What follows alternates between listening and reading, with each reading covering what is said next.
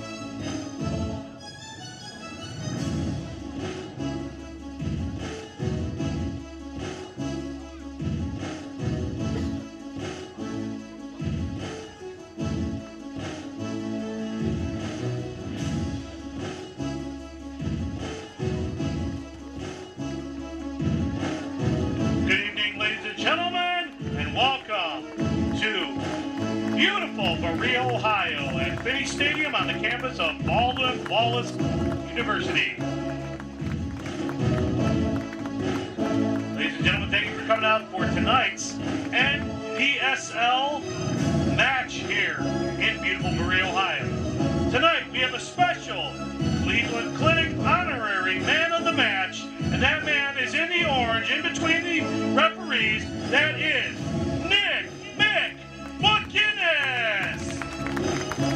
Mick McGinnis was a huge supporter of Connor Cable, former goalkeeper, and Connor Cable ran the 24-24 to score a special wish.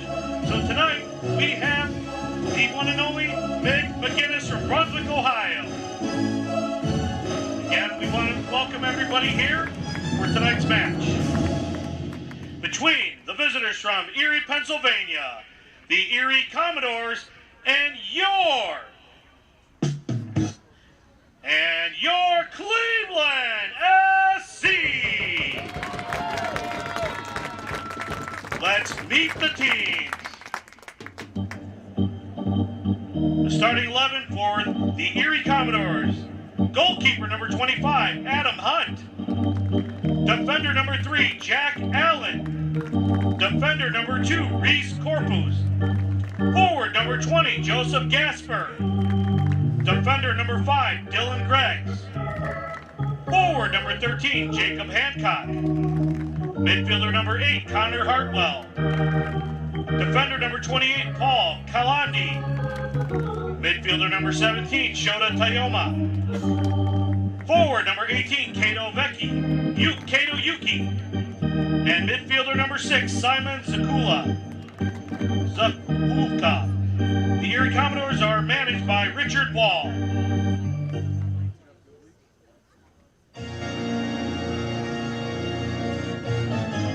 Ladies and gentlemen, it is time to get out of your feet and out of your seat and on your feet and make some noise for your starting 11 for your Cleveland SC.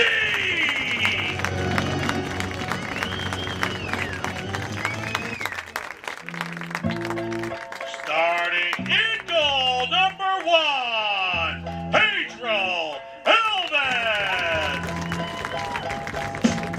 Defender number 5, Quinn Groves. Midfielder number 8, Marcus Pereira. Forward number 21, Julian Pellegrini. Defender number 23, Benjamin Hershko. Forward number 18, Bojan Kolevsky. Midfielder number 22, Giannis Schmidt. Forward number 7, Tom Beck. Defender number 16, Chris Sveko.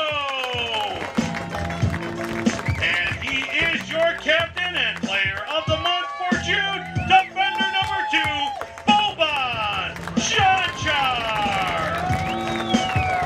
And midfielder number 10, Admir Sulyevich.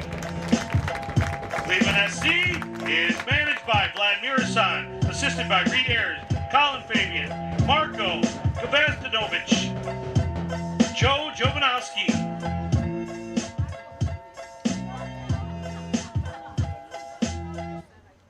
Ladies and gentlemen, we now please ask if you could stand. Gentlemen, remove your hats for the singing of our national anthem.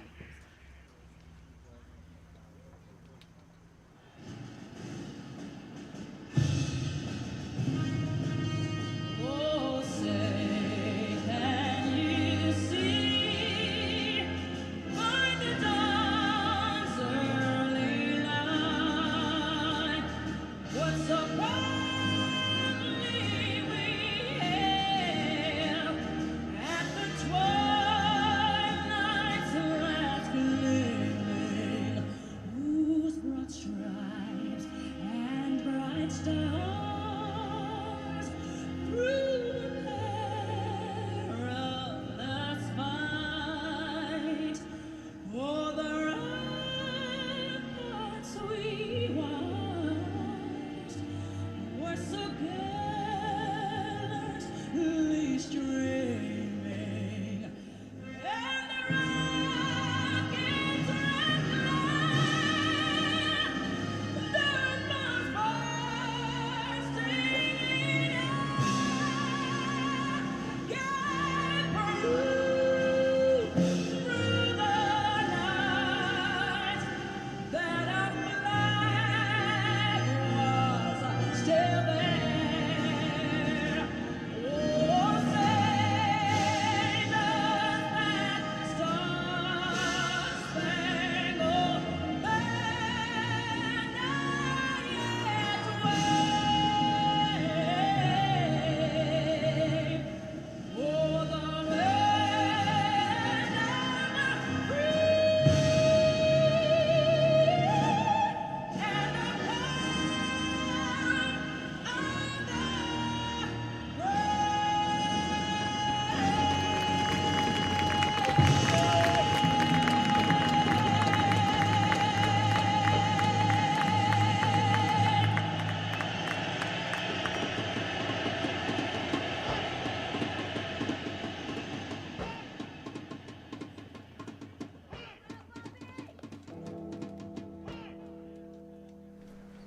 Live from George Finnie Stadium on the campus of Baldwin Wallace University, NPSL action. Your Cleveland SC tonight looking to punch their ticket to the Midwest Regional Playoffs with a win tonight against Erie Commodores FC. Welcome to the broadcast, everybody. Gianluca Di Giacomo, joined alongside me, Vince McKee. Vince, how you doing tonight?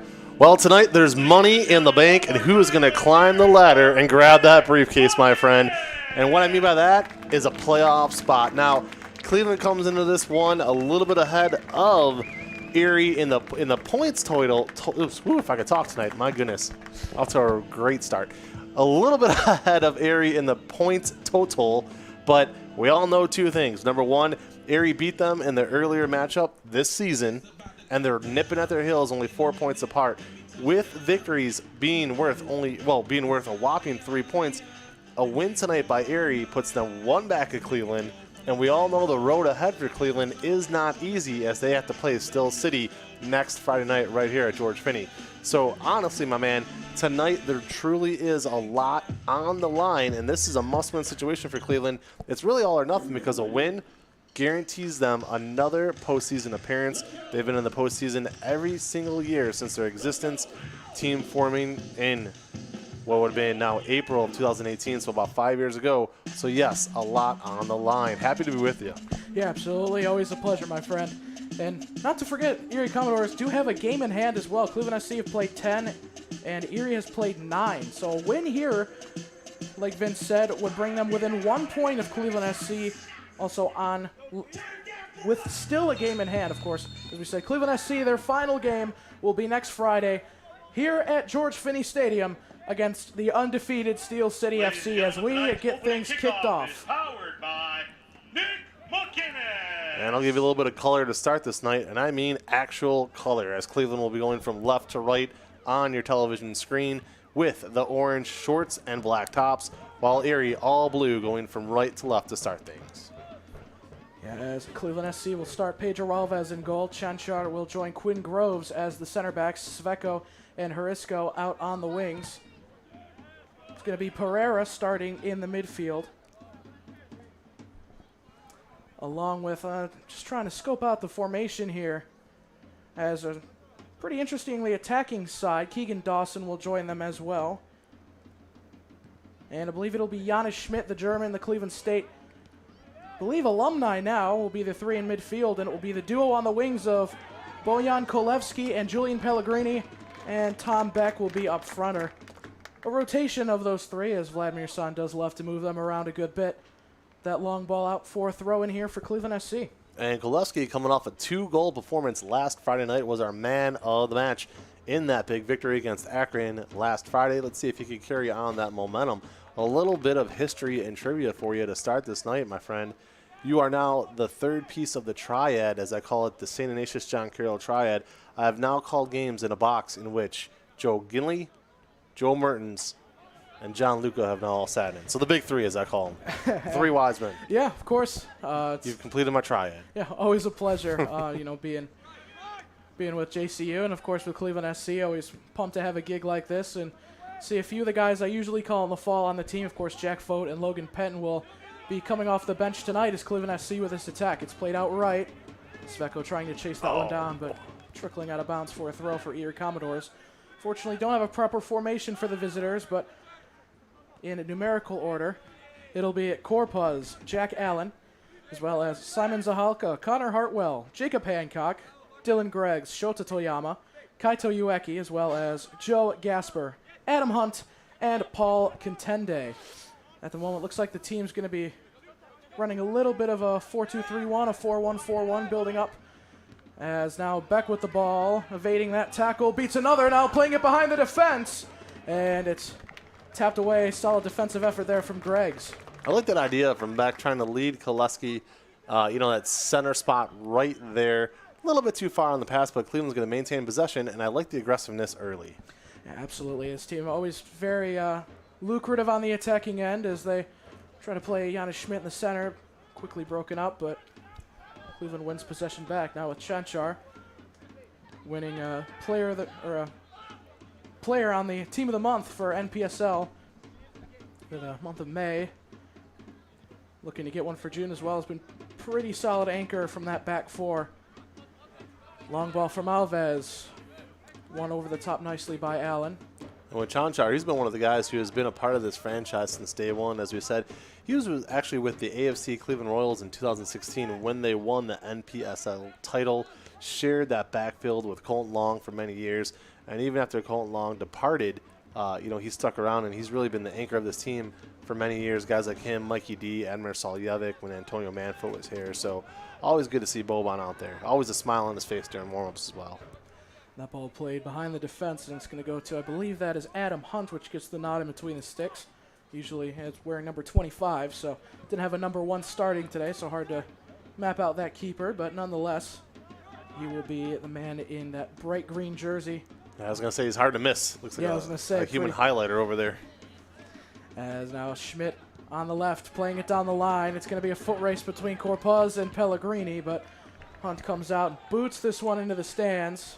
Solid catch by one of the members of the Six City Syndicate over there for a throw-in for Cleveland SC. He almost put that one in the old Berea Mid-Park High School parking lot over there. Yeah, it was a pretty remarkable accomplishment if he would have been able to get there.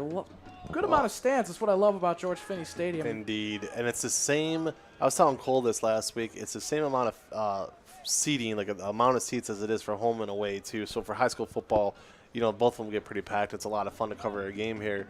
And, Gianluca, do you know how I know I am old? How?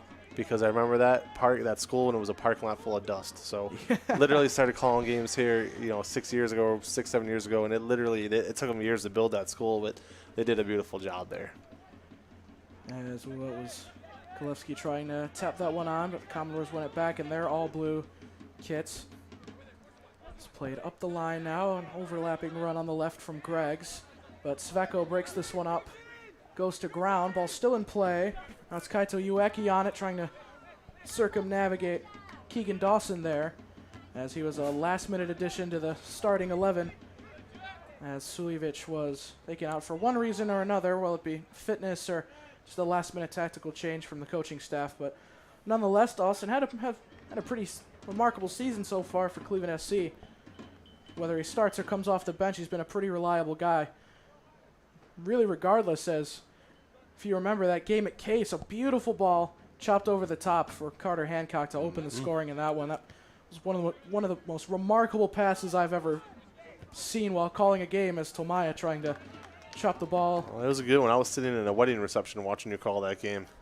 No joke, I really was. Perfect, yeah. And it was pretty cool because we had some soccer fans there who were looking over my shoulder as we were enjoying that call very, very much. The crazy thing, too, Edmir Soljevic, his back flares up, so he's got a bad back. So that might have something to do with it. I could see him. He's in full uniform, doesn't even have the warm-up on. So not sure what's going on just yet, but almost a smart move by Vladimir Asan to kind of save him, and maybe even if you get 10 minutes out of him, have it be late in the game when it might mean the most. Lovely build-up here from Cleveland SC. Ball flicked, trying to find Kalevsky making that run behind, but it's dealt with well by the Commodores. They're trying to shield the ball again. Great aggressive challenge there from Erie so far. Doing a really good job not shying away on the physical perspective of things, as Alves tapping the ball to his right to the fullback from Cleveland State University, Quinn Groves. Good job there out of Groves. That could have been dangerous. Uses speed. Yeah, absolutely. And that's one of the pros. He usually plays on the outside of the defense, so he's definitely more inclined to use his feet, more willing to dribble out of difficult circumstances. Had the pleasure of calling games for him when he was playing for Cleveland Force last season. And a huge blunder from the keeper. Ooh, and that one trickling out of bounds a few inches away from the post. But yikes. Ooh, and that would have been an absolute disaster for the visitors. Ladies and gentlemen, tonight's starting lineup. That's the kind of situation where you almost dream about in nightmare fashion. If you're the goalkeeper, you never want to see something like that happen. So really, Erie caught a major break there. Cleveland's going to have their first corner kick of the evening coming up. But wow, those things tend to happen early in games when you haven't broken that sweat just yet. The nerves are still pretty high, and that's when it happens. So here we go. Corner coming in now, sending it towards the far post. Beck trying to head it down. But that one cleared away by Erie. Ueki doing a good job to shield the ball. Ball played down the line. A lot of space here for Zahalka on the right. In pursuit is Marcus Pereira. Excellent tackle in the box. Great recovery defending. I'm not sure about that whistle. Call a foul, and it's going to be a penalty. Wow. Oh. I don't know about that one, John Luke. It looks like Pereira had the right position on him. I'm not sure about this, but you're right. It's going to be a penalty kick, it appears. Tough one to call. It's hard to tell exactly where he won that ball, and it looks like Erie's got something to say as well. It might not be a penalty kick. You know what? I don't know. Let's see how this turns out, but this might be back-to-back pretty big breaks caught by Erie in a matter of 30 seconds. The non-goal down there, that could have been a disaster, and now this. And again, to me, that was very mild, John Luca. It didn't really look like it was a physical foul at all. Really tough one, but having a chat with the official on the end line now. Boban Chanchar going to have a chat with the Yeah, this is a head penalty official, kick. but You yeah. can see him clearing out. All right, who's going to take it? Looks like 8. Oh, and a yellow. Yeesh. Yeah, some exchange words, not to the officials' liking, but in the first 10 minutes, similar to the last game, I believe it was in the 4th minute, Erie scored the first goal in their win over Cleveland SC last time out. And this is a huge factor to determine how the rest of these 80 minutes are going to go. Still some chatting here between the linesman and the head official. Elvis taking a knee there, saying a quick prayer. See how this one turns out. It's definitely going to be a penalty kick, though. Or not. Oh, they're going to call it just outside of the box. Wow. All right. Well, there we go. May have been some miscommunication there. My best assumption is the official called a foul, maybe a Interesting. tug of the jersey or something on the outside, then called it back. To which the official thought maybe a penalty in the box, but the official instead called the foul back that was on the edge of the 18. I'm not so certain. It's really hard to tell from the body language of everybody because Erie's doesn't look disgruntled by the fact that they just had a penalty taken away. I'm gonna have to take your word for it. It's almost comical at this point, but we're gonna go ahead and just say that's what happened. I mean, to me though, it really didn't look like it was much. It just didn't. All right, free kick it is though. It's gonna be, I believe that's Hartwell on this one. No, he's gonna leave it for his teammate. That strike off the wall. We'll head over the face of goal out for a corner kick here on the near side for the visitors. See how this one goes, but pretty interesting circumstances there, Vince. Still waiting for the official announcement from Sean Bartzak as who actually drew the yellow card. Clearly it was on Cleveland, but no announcement made, so we'll say yellow Cleveland for now. Sending this one in towards the center. Oh, and a header down and a header in. Joe Gasper on that one. Perfect positioning to receive that ball on the far post. And Erie take a prompt 1-0 lead just 12 minutes into the contest. Well, there it is. Goal scored by number 20. They had enough chances there. Finally found to get one in. It didn't come on a penalty kick as they had to settle for the free kick. Free kick turned into a corner kick. Corner kick turned into a goal. Almost picture perfect there. You know, a lot of different ways you could score a goal in this game, and they found one right there. Very persistent. Good job out of Erie.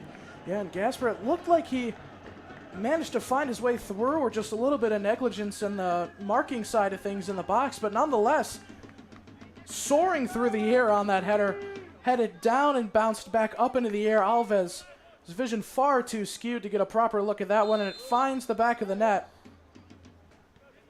And Cleveland SC may not like the looks of the beginning of this contest. Kind of shades of blue from what happened last time out, an early goal, which was the sole goal to set these two teams apart. As looks like that was Jack Allen flying into a tackle on back end.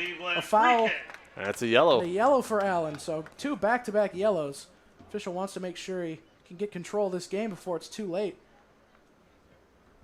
Nonetheless, it looks like it's going to be the German Jonas Schmidt that'll be over this free kick. Yellow card issued to Erie Commodores number 3, Jack So Allen. 2 yellows now. That one on Jack Allen, 1 each. Cleveland and Erie both have a yellow, and obviously that goal, Joseph Gasper, in the 12th minute. And let's see how quick Cleveland can respond. They're not going to have to play from behind too long tonight with that heat starting to settle in on them. Now this is Schmidt.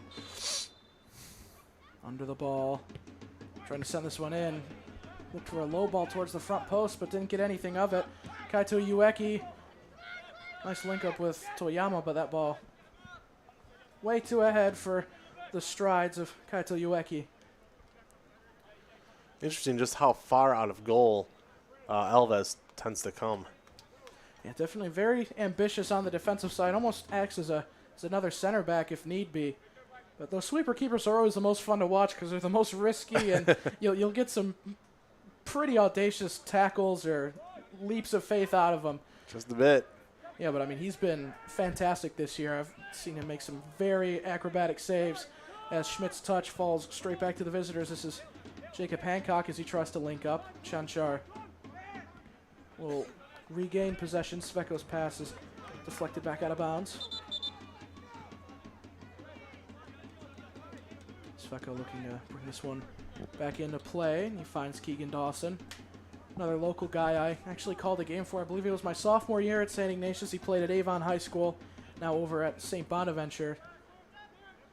Very versatile player in the midfield, which is why he's always a go-to guy for Vladimir San and co. As Risco's pass also deflected out. There we go. Avon, always a strong athletic program in anything they do, whether it's high school football, girls basketball. You know, I know over at Keon Sports, we've always had a real good time with Avon Athletics. Ball chopped over the top. No, Beck's got some space to work with on the right. Charging into the box. A lovely cutback. Still with it. Falls back to Pellegrini. Schmidt sending it in. Nicely placed ball, but it's headed away by, I believe that's Kaito Ueki. Now Toyama winning possession back, jockeying a few opposing players. Now playing it back to Toyama with acres of space to work with here. And he's going to try to chip Alves in a very, very ambitious effort there from Toyama, but just off wide right. Nonetheless, Cleveland SC, pretty big sense of urgency early on here, just 16 minutes in. Well, good job out of Beck there on our end as well to try to make something happen out of nothing there, and Tom almost did it. Lovely link up, Schmidt, and now he's going to play it out wide. I believe this is Pellegrini on it. He's going to take on Corpuz head on, cutting back inside. Scoring it into the center, Schmidt shot. Oh. Cleared away. Nice look. And now it's back out wide. And now towards the center. I think this is Pereira. Good look for Cleveland there, though. Like the idea a lot. Yeah, they're doing really well to get the ball forward. Just need to find an end product. Like you said, do not want to be behind in this one for too long. Don't want to make things closer than they need to be. But, of course, they did fight a lot down on the score sheet against Akron City and found a way out of it. So you never know with this team. It can really surprise you with when they strike and how they strike. We saw it last time. I mean, a lot of over-the-top balls have resulted in some great goals. You had, Kolevsky's absolute missile early in that game. And there's another one. Ueki again trying to chip the keeper. That's something they've seen on tape, clearly. If they're going to continue to try that, they know his tendencies. We talked about it a few minutes ago, and that's no secret. These teams go over a lot of tape. They know what to expect. So, yeah, and like you said, with the league and a lot of turnover, it's hard to bank on those decisions, but Alves has been the consistent starter for this team week in, week out. So it's definitely a guy that they've seen as a constant variable with this Cleveland SC team. And, yeah, like you said, they clearly have some knowledge of where he's positioning himself in possession. But Cleveland SC still trying to play it in towards the middle for Beck. Intercepted, and lovely little flick up. Nice job. Dawson. Some great one-touch passes. Schmidt playing an absolute peach of a ball to the left. This one's going to be chased down by Pellegrini. Pellegrini cutting inside. Beats a man. Still on it. Back out to Giannis Schmidt from 20 yards out. Oh my God! What a strike from the German. Cleveland SC equalize in impeccable fashion. Well, everybody's going to talk about the goal there by Giannis Schmidt, and as well they should. But my man, there was two incredible passes to set up that goal.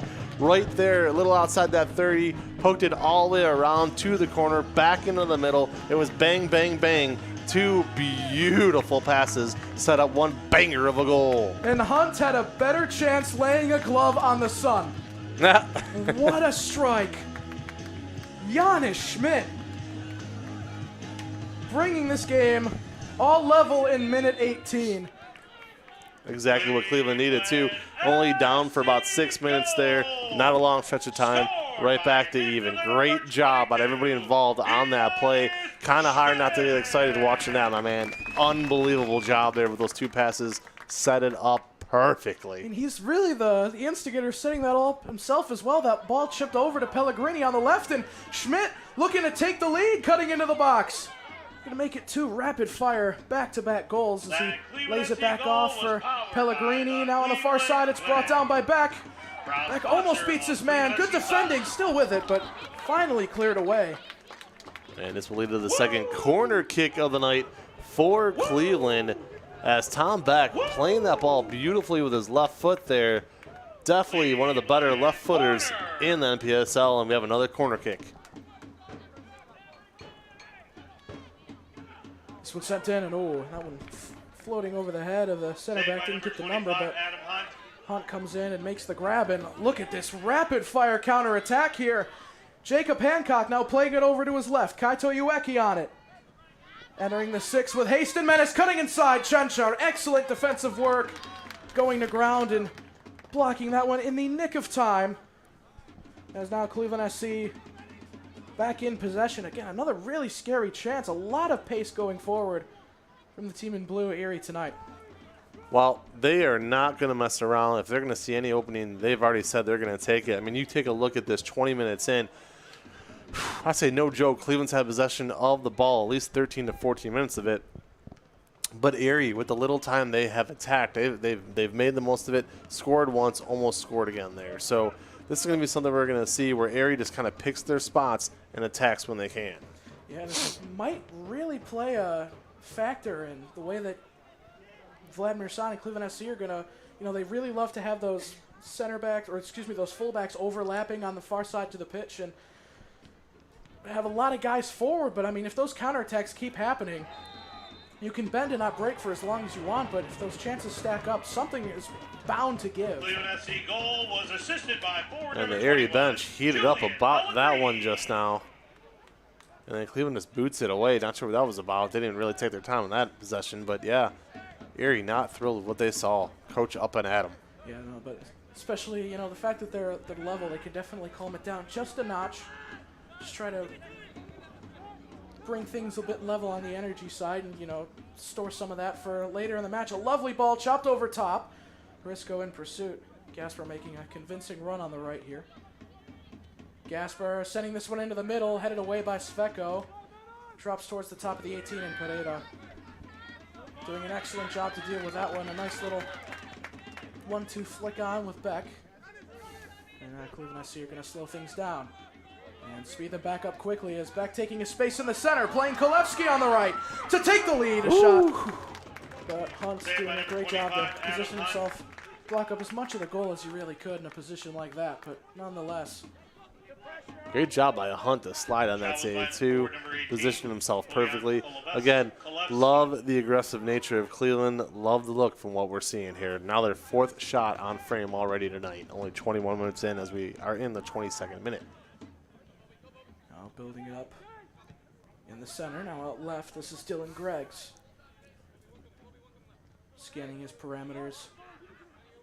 Taking in that space. No real pressure from Cleveland SC.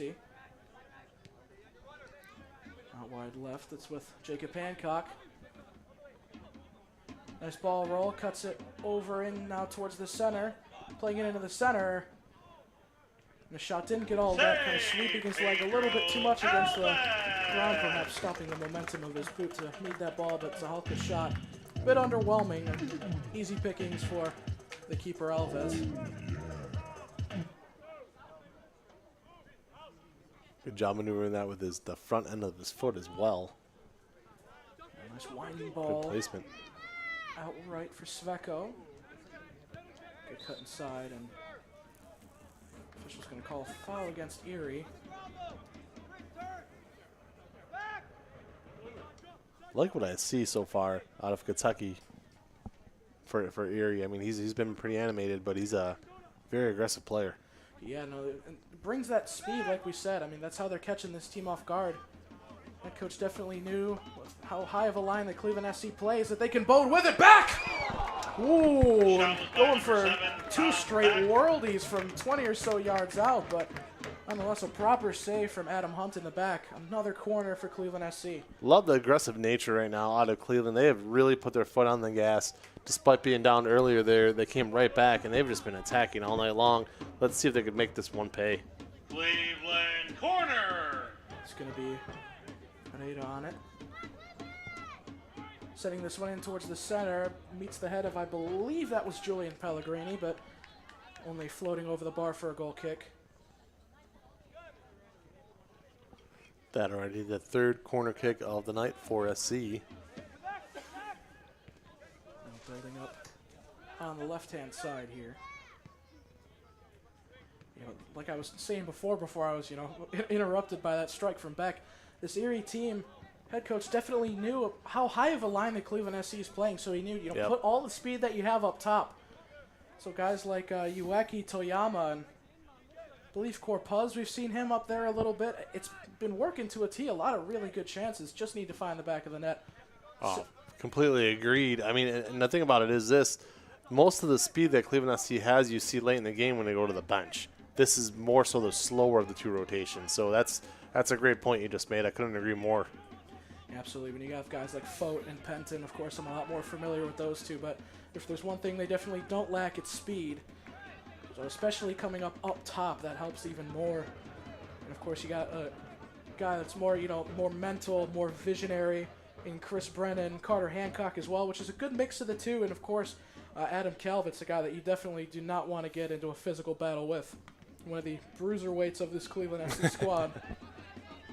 And is playing the ball down the left. Pellegrini with a head of steam going to that one.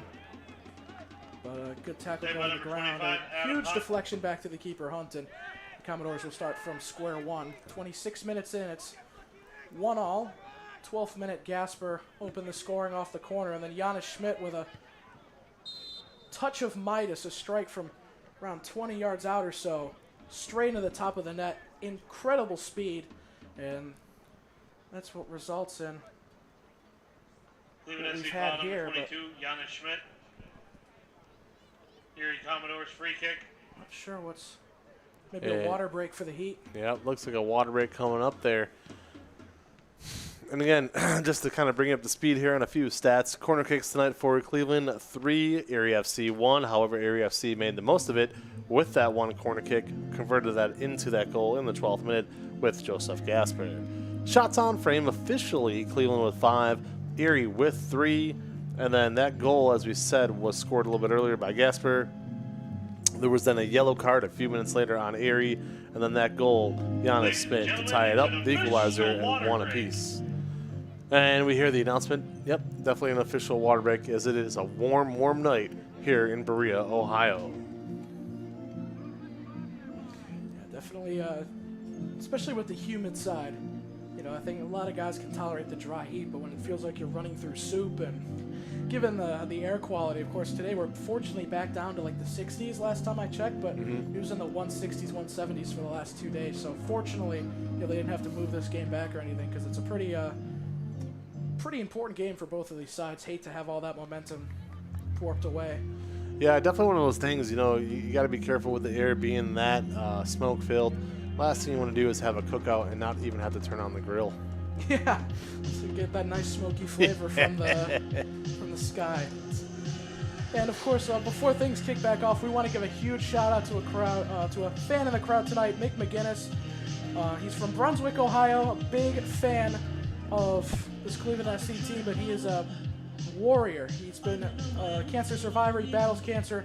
A phenomenal young man from everything I've heard, but we want to welcome him and give him a great shout out on air. It's always so awesome to see the team engage with the community, and he seemed really happy to be here, Vince, so always love to see it. Yeah, I mean, God bless him. Definitely puts things in perspective awfully quick. Yeah, absolutely. Ladies and gentlemen, I'm going to need your help in this chant. I'm going to say Cleveland, you say SC. Cleveland! Get some fan engagement to get this team through the last about 18 minutes and counting. We're looking at a healthy amount of stoppage time, too. Yeah, especially, with the water break and the mix-up with the penalty and the 2 goals as well. So probably talking around 3 or 4 minutes already. Easily. Chop down the line again. Pellegrini going to try to run onto this one. His efforts to keep it in are futile, though. It's going to be out for a throw-in for Corpuz. Speaking of the Heat, how are you doing in the Baldwin Wallace press box? I mean, a few weeks ago you did the game all by yourself in here. I don't know how you got through. I mean, this is I see you got the John Carroll t-shirt on tonight to kind of take fans behind the scenes here. Yeah, it's hard to definitely in enemy territory with that, but of course didn't get caught by the wrong eyes, if you will. So there you go. Yeah, no, we were all good, and fortunately, unlike Case, this is below 90 degrees in here, so yes, we definitely a better environment to work in, if you will, is now Erie trying to win it back. I've spent more time in this press box than any other press box in my entire career between high school football and years of soccer. Although the first year Cleveland SC was a program back in 2018, they actually did play their games at John Carroll. Beautiful stadium, by the way. Well, lovely ball flicked over top and back trying to win it back. Great physicality by Beck. Jousting off the opposition. Sveko trying to square it into the center towards the penalty spot, but the attack thwarted.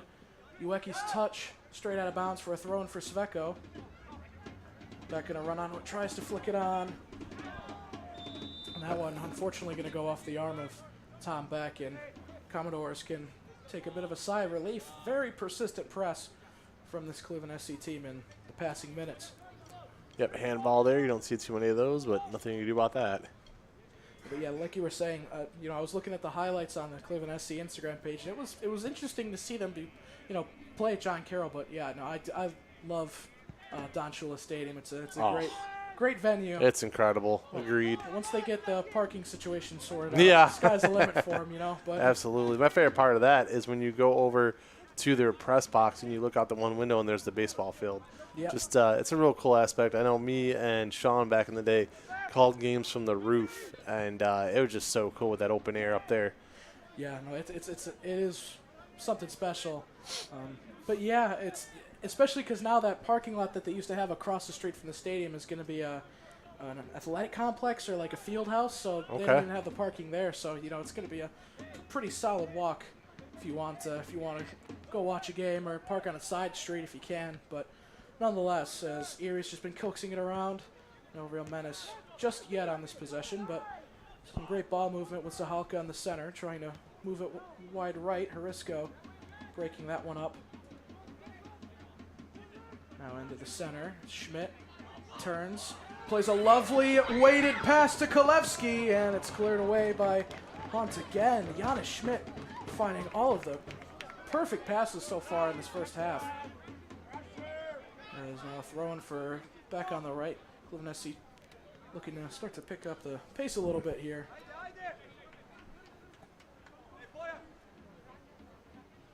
Throwing this one in, Kolevsky trying to shield the defender, but Interesting call here coming up. Not sure what happened. He's down.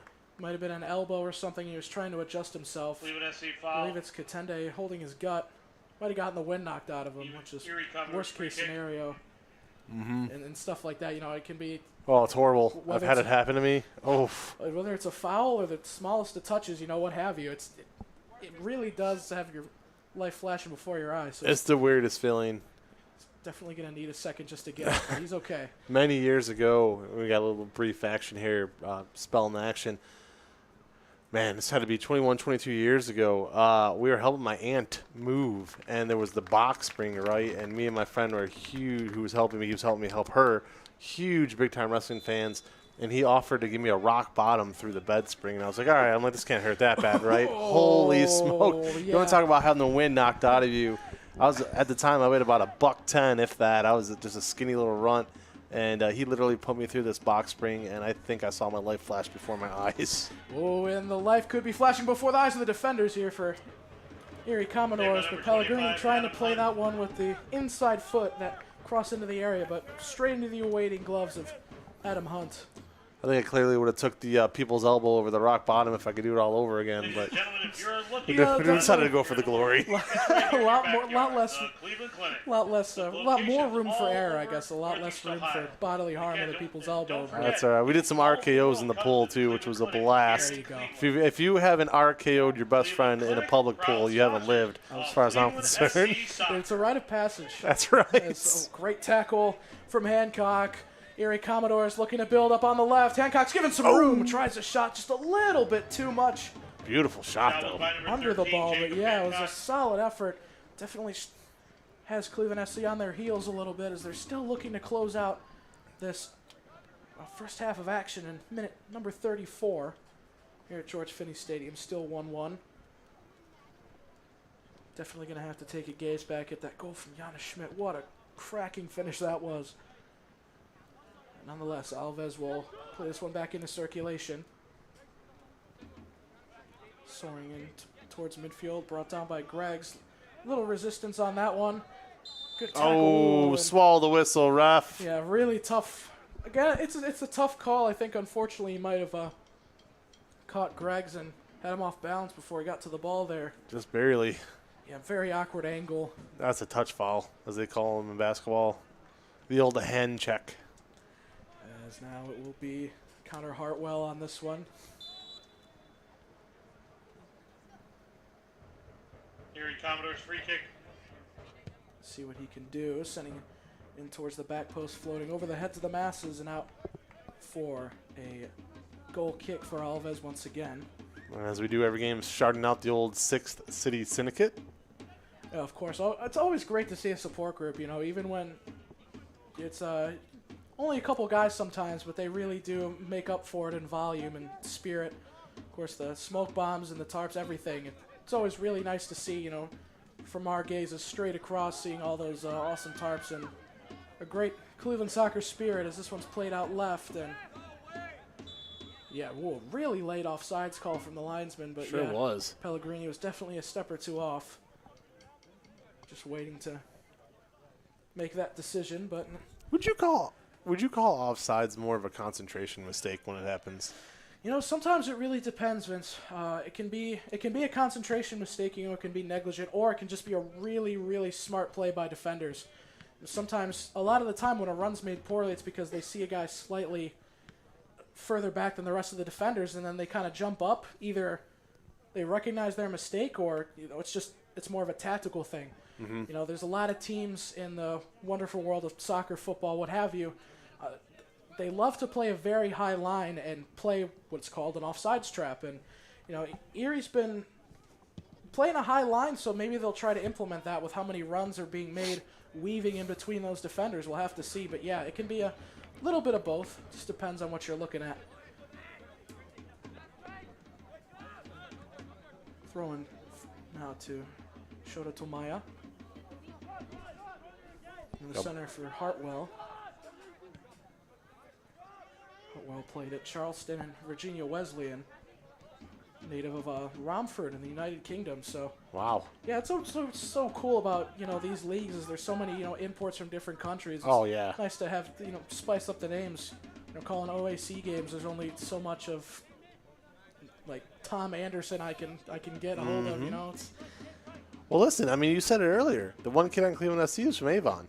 So Yeah. you have a kid from Avon playing against a kid from London. Next week, you might be playing against a kid from Africa. I mean, it's a great sport like that. Here you go. yeah, Contende looking to make the run. He gets past Dawson. A lot of space to work with. Might have been tripped up from behind. A measly protest from Erie as looked kind of bad from up here, but nonetheless, they'll bring things back into play quickly. Pereira cutting in towards the center, looking for some reinforcements. He'll play it out wide to Pellegrini. Harisco crashing into the box. Pellegrini cutting inside. He'll have a rip from outside of the area. And that one flying overhead for a goal kick, but still a pretty solid look. You like to see the ambition on those shots. Speaking of ambition, you'd like to see the guy in the white shirt and black shorts get up and help the ball boy out there. Come on, man. Having yourself a day, my friend. He is What's he doing? kicking back. Yeah. You ain't getting him to move. Just say that's definitely one of the things that, you know, maybe facilities people won't like about Baldwin Wallace if you work there is, I mean, I'm sure you'll look, if you move the cameras from left to right, the track is very Wide. spread out Yes. from the field. So especially on this side where Erie are attacking right now, if a ball goes flying, it's going to take a while to retrieve it as Gasper trying to stay in bounds. And it's going to be out for a goal kick. Okay, yeah, if I was the ball boy on that one, he would have given the old long glare as I walked over to get the... It's taken a long time. Come on, man. How about a little something for the effort? Especially with the hill over there. It's, Oh, gosh. yeah, not pretty, but... I covered a football game here a couple years ago, college, and the Bananas were out. It was Baldwin Wallace versus not Mercyhurst. I forget who they were playing. Oh, and back. Oh, and that's a interesting foul, but a pretty smart play from, I believe it was Greg's to go up in the air and Yep. kind of simulate some contact. I mean, Yep. that's all mine. A little gamesmanship. Yep. Sometimes it's necessary, and in that moment, got almost a perfect call. Shout out to our boy Cole McDaniel on that one, who loves talking about gamesmanship. He would have loved that play. Yeah, it's an essential part of the game of soccer, you know. It's as annoying as and obnoxious it can be, especially to people that are, you know, just more casual fans. Sometimes you got to appreciate it. Oh, yeah. It's like 90% mind games. It makes it fun.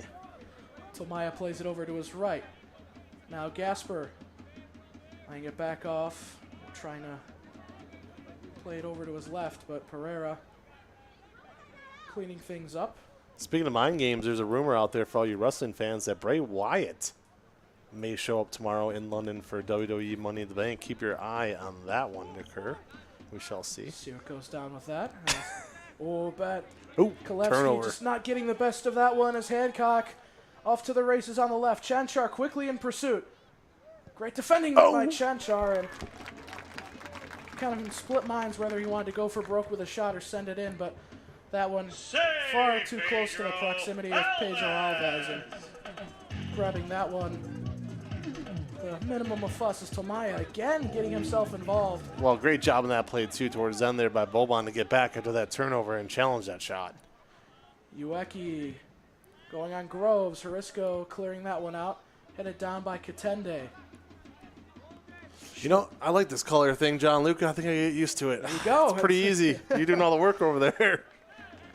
Yeah, it's always fun. I mean, I really just need to make one sly comment every 5 minutes and I'm golden. there you go. That's how it goes. Laugh at my own jokes, you know what I'm saying? Perfect. Yeah, it's Cleveland SC now. Throwing this one in on the left. Cole's been with me too long. He's already heard them all. Yeah, you gotta start filling up the tank again. Well, we have one rule. I cannot tell you where Cole McDaniel goes on vacation. He won't even tell me anymore. He's afraid I'm going to blurb it out on the air, and then people are going to track him down at the airport. And then I'm going to wake up tomorrow and be 6 foot tall. There's certain things that are never going to happen. But if he wants to believe that, we'll let him believe it. Pereira jousting his body there. Pretty simple foul call for the official to make. A little bit of protest, but, I mean, to no avail. This official doesn't seem too hesitant to give out yellows if you're, throwing out the disrespect. Nope. That's the third of the game. Second on Erie. Commodores free kick. Well, not the yellow, but no yellow given there. But I'm saying, my fault. they Okay. definitely got to be walking on stilts. Can't be. I thought I had missed something, so Yeah. I was trying to recover. I see. Well played. Short to the left for Greggs, laying it off. Zahalka. Keep this in play here.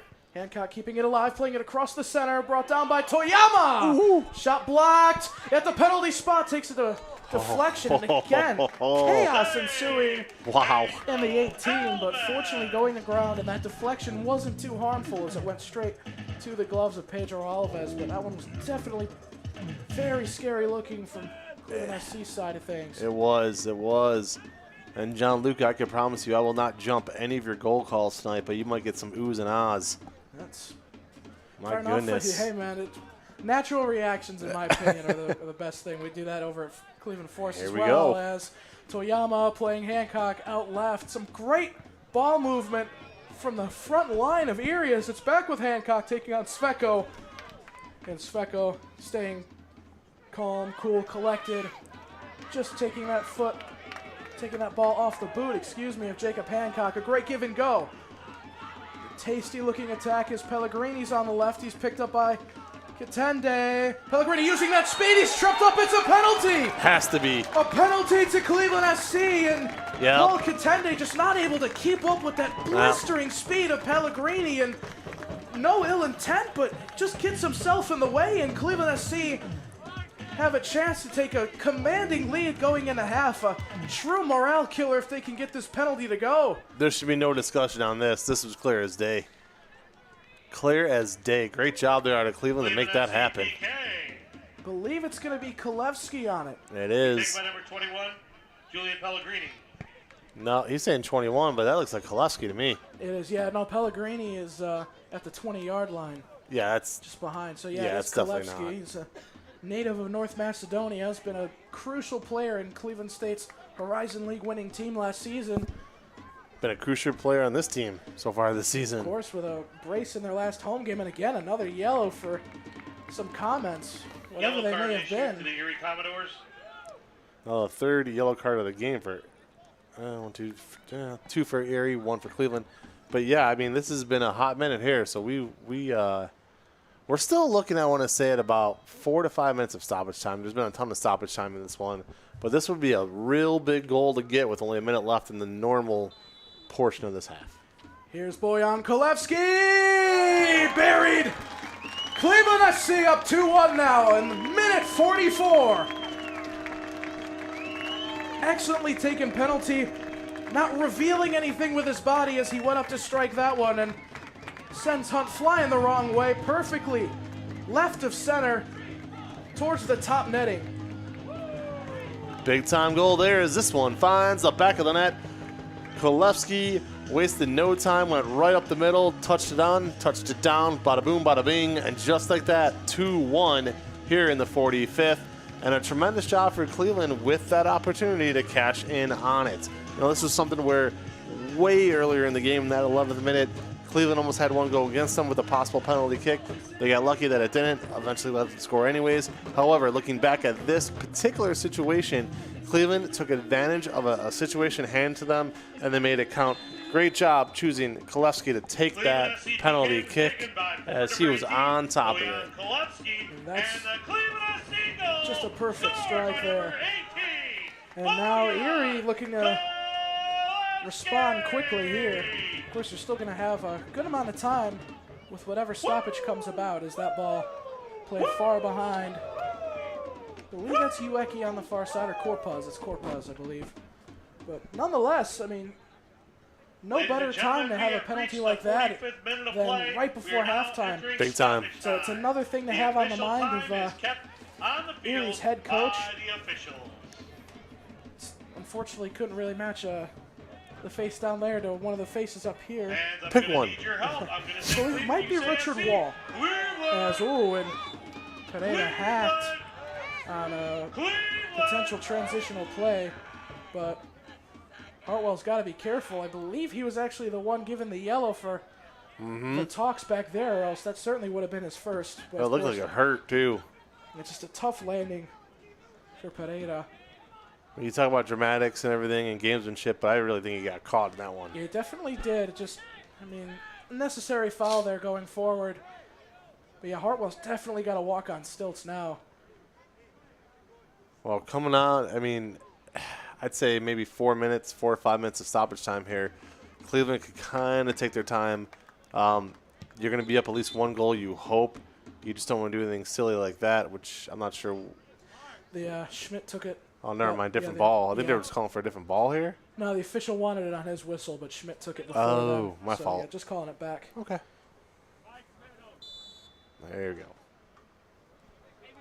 Still, though, just to kind of conclude that point, you know, you think you're probably going to have a 2-1 lead here, but if you could go ahead and extend it, you're going to certainly a 3-1 lead would be devastating for Erie. Ball's flicked down, back up, and this may be their last joust at goal. Tomaya going head-on with Janis Schmidt, trying to chase it down, but Chanchar dropping back enough to have the proper angle to jog over to that one. Now it's played out to the left. Groves. Is it back to Chanchar, lying deep in his own 18-yard box, distributes it back outright for Sveko. Trying to play it. Excellent recovery defense by Hancock to win that one.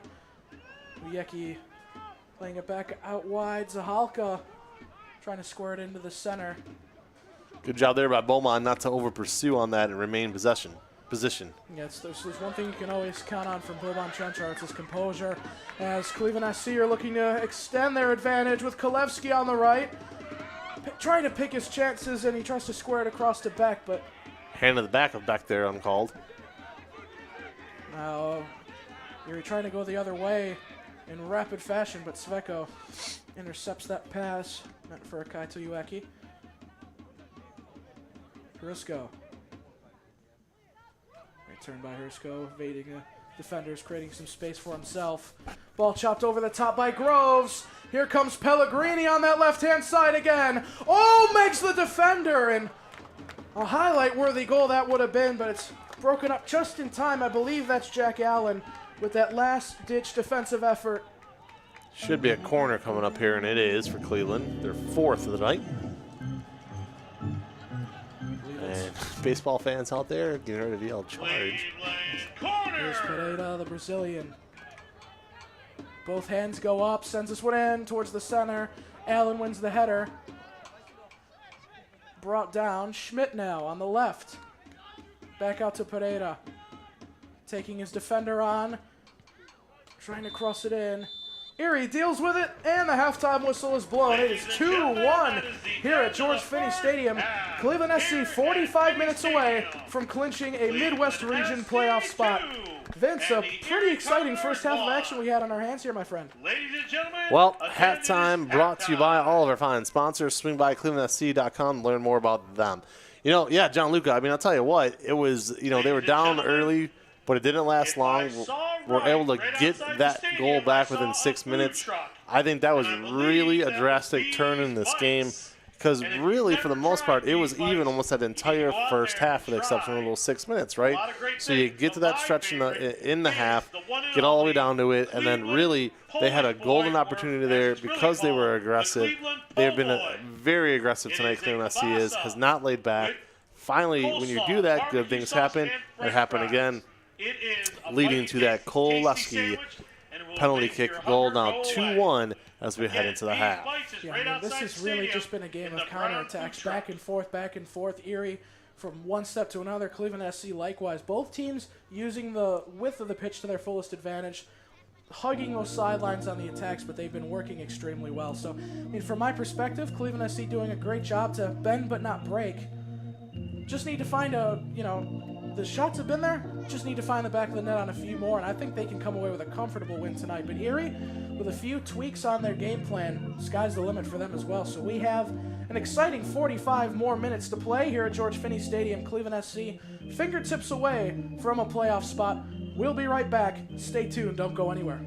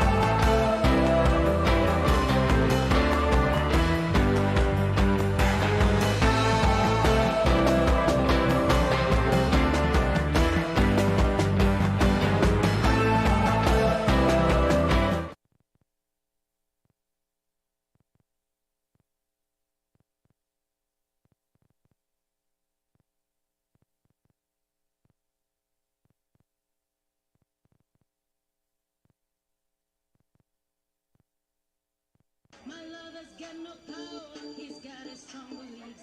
My lover's got no fame, he's got his strong beliefs. My lover's got no money, he's got his.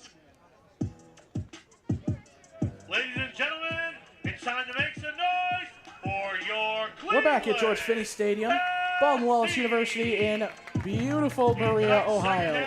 Second half of action, Cleveland SC are 45 minutes away from sealing their fate into the Midwest Region playoffs.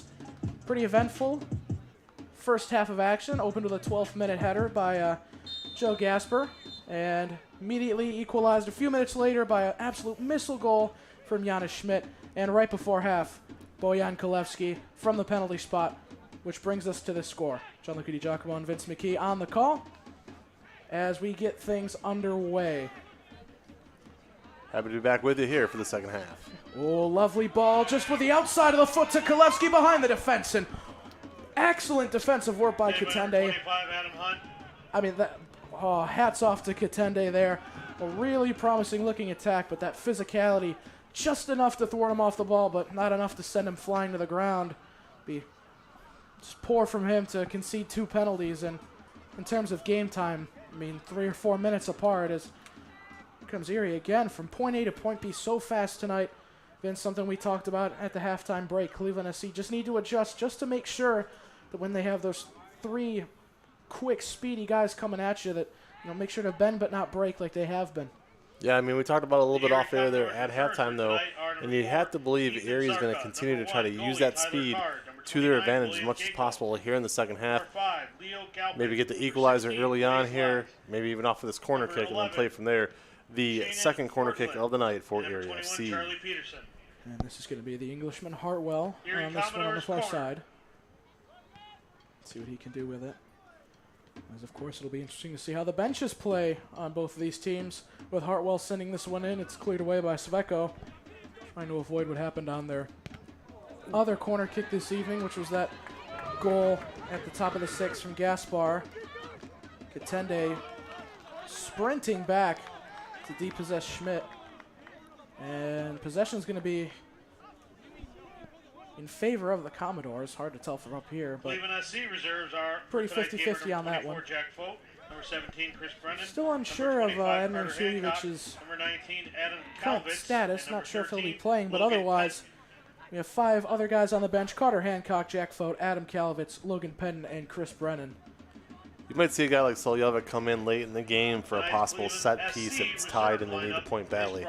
Yeah, of course, Suljević versus Suljevic. Either way, has but he's a Bosnian native, knows his way around a set piece, like you said. Had a lot of really great services against Akron City. Overall, just always been useful in that perspective. Always was pretty interesting to see him play for the Crunch as well. Yeah, that's his specialty his entire career. Here comes Risco, laying it off now for Pereira, trying to touch that ball past the grasps of Paul Katende, but it's going to be out for a corner for Cleveland SC. Cleveland corner. Cleveland SC now their 5th corner of the night. This one going to be sent in now over the heads of many. Back with a volley back into civilization, if you will. Schmidt will take a touch and chase this one down, laying it off for Pereira. Switching the field. What a ball from Pereira, and that chested touchdown by Beck. Didn't have enough control, and it's going to be out for a goal kick, and Hunt wasting no time to get this one back into play. Ueki trying to take that touch past Chanchar, but Chanchar kind of blocking his path, cutting off that angle. If he had that proper angle, he would have turned and would have been pretty dangerous look. But nonetheless, again, Chanchar, those intangibles really sets him above the rest in terms of defenders throughout the NPSL. Risco's pass intercepted by Hartwell. Shota Toyama. And if you didn't try Cleveland po' boy, you're missing out. Flicked back by Dylan Greggs. Just great ball movement here from the Commodores. And they're going to play it all the way back to with their keeper, Hunt. Well, that first 10 minutes of the second half always know, sometimes it can be real slow like this. Both teams just kind of filling each other out again before they kind of input whatever Ladies and adjustments they would have gentlemen, made. if you'd like to watch tonight's Yeah, but I mean, if you look at broadcast, how the wide replay, this team is you can watch playing, it on this Erie team, clevelandSC.com, both wingers brought to you hugging the by sidelines, Keen on even just at a Sports. kind of a The commentators basic tonight state are of being Vince McKee like building and out from John the back. It Lupitti really Giacomo. shows that if you give them Make sure too you much go back space, and they watch this game. really going to make you pay as Pellegrini tries to square that across Kalevsky, just a pace or two away Again, that from broadcast tracking is that on one down, but nonetheless it'll be clevelandSC.com. out for a throw in deep Make sure you in go back Erie's and defensive watch it. territory here.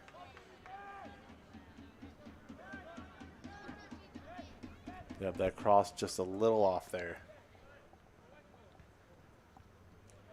And sent in, going to trickle out for another throw for Erie.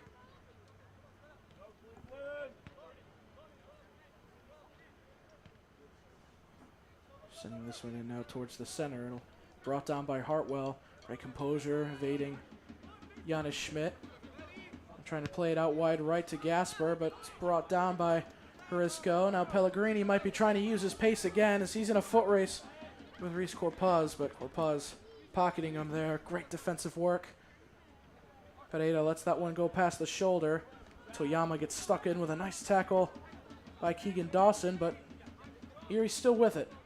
Hartwell wide right. Overlapping run by Corpaz. And that one just getting past Harisco.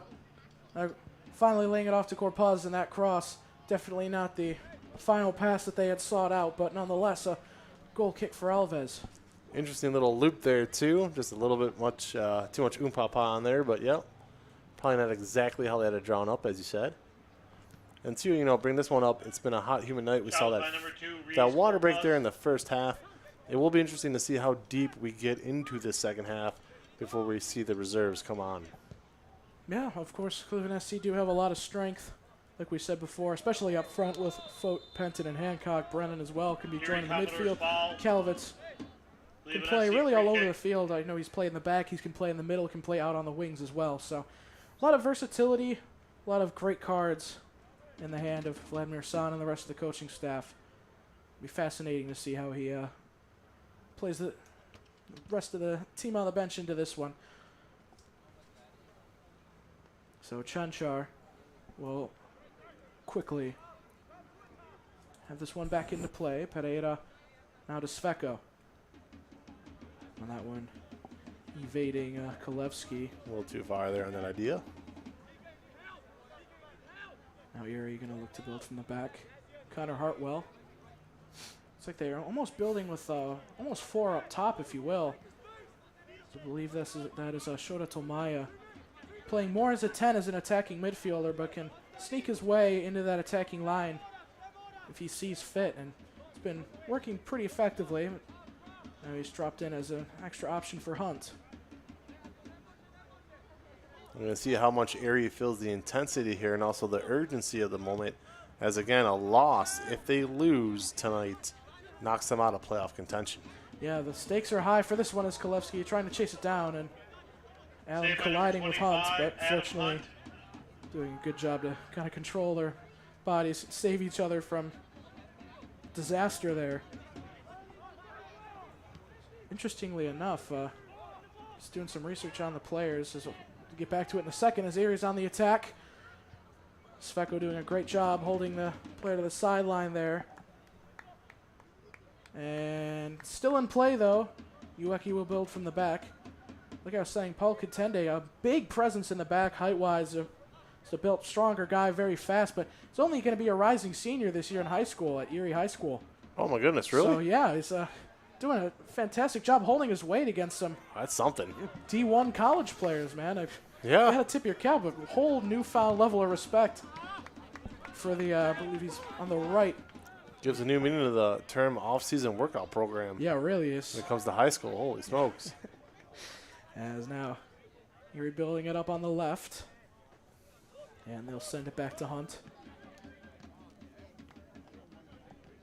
His lungs have to be like titanium steel. Yeah, I mean, at this point, My gosh. like we were saying, as high of a line as both of these teams' defensive lines play, I mean, they got to be sprinting back a lot tonight.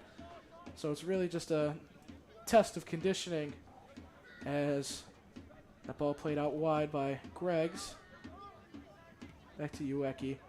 Trying a short pass, it's intercepted. Schmidt tapping it into the air, headed down nicely by Kolevsky to Pellegrini. Great find from Pellegrini to Schmidt on the right, and now Cleveland SC may be off to the races. This is Beck. Jack Allen coming with an attempt to mark, double step over, but the shot's blocked. Good positioning there by Erie. Again, great recovery defense. Again, all sprinting back with a chance to extend their season on the line. As Risco getting tied up with Kaito Ueki. And, yep, that's going to be a foul. A free kick just on the right-hand side of the 18-yard box. Pretty desirable-looking space, as I believe, yep, Harisco's going to be going into the book for that one. Yeah, it's a yellow. Just halting an attacking chance like that. It's really just a toss-up for the official, given the positioning. But so that one could have gone either way, but I think he's made the right call in giving him a yellow. Yellow card issued to Cleveland SC. Another second one of the night there on SC. 3 on Erie thus far. Been a pretty physical game. Neither team shying away from one another. Kind of a butting of chests, if you will. Well, let's see what Erie could do with this opportunity right now in that final third. Believe this is going to be Joseph Gasper on the ball for the visitors in blue. Both teams stacking up the box. Here it comes, coming in towards the back post. Oh, and that one just out of the line of sight of Simon Zahalka. And a corner kick for Erie. Definitely hard to see who that was last off of from our perspective. So. That was. I was trying to help you out, Blood, but I couldn't see it either.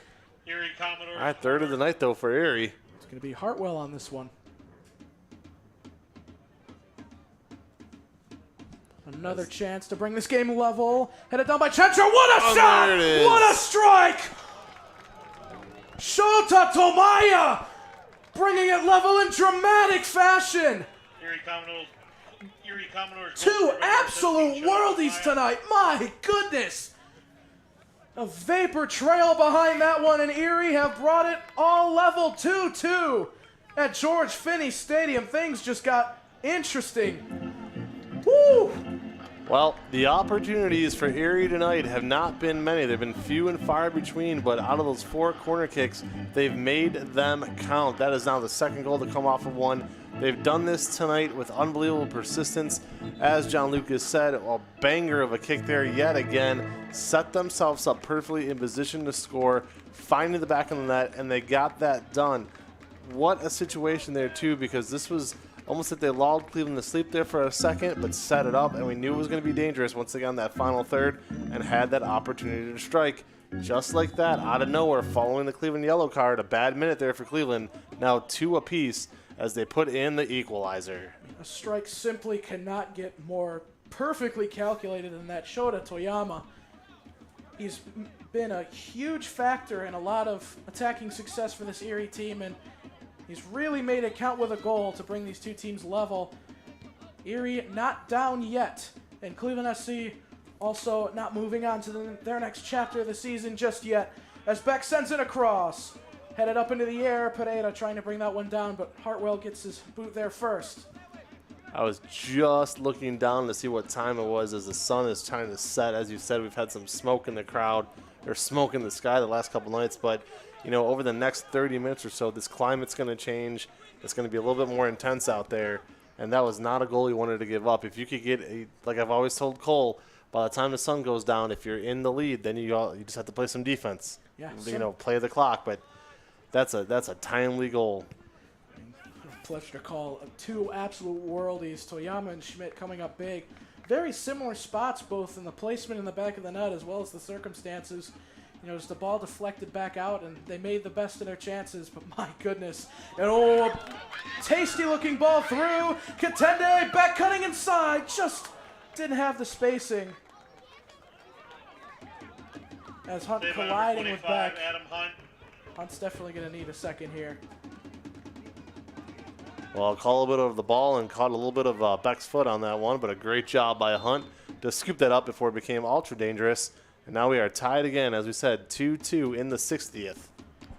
Katende hauling himself back there to get back into a desirable defensive position. Beck cuts back, beats him, but unfortunately didn't have enough space to work with between Hunt rushing out as well as, the ball at his foot.